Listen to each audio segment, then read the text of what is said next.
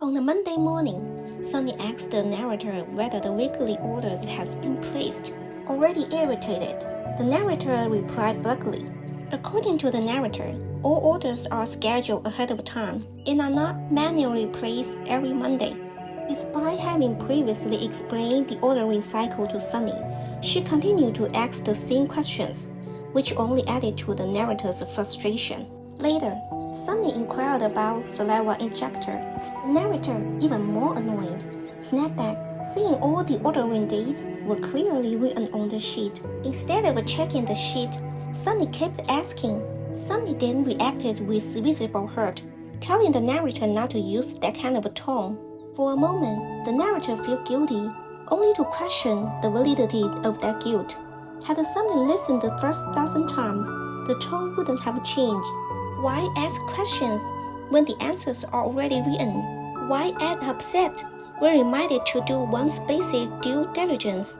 To the narrator, it felt less like a wordplay and more like a passive-aggressive soap opera. Question 1. What is the narrator's primary frustration in this passage? A. They are being micromanaged by their supervisor. B. Their colleague repeatedly asks questions that have already been answered. C. They are overwhelmed by the amount of the ordering they have to do. D. They are blamed for the delay in a saliva ejector treatment. Question 2. What can be inferred about the narrator's tone when speaking to Sunny? A. Polite and patient despite the situation. B. Calm and professional at all times. C. Increasingly irritated due to repeated questioning. D. Cheerful and encouraging to maintain workplace harmony. Question 3. Which of the following best describes Sunny's behavior from the narrator's perspective? A. Diligent and careful. B. Passive and indifferent. C. Repetitive and unaware of prior instructions. D. Assertive and well-organized. Question 4. Why does the narrator bravely feel guilty? A.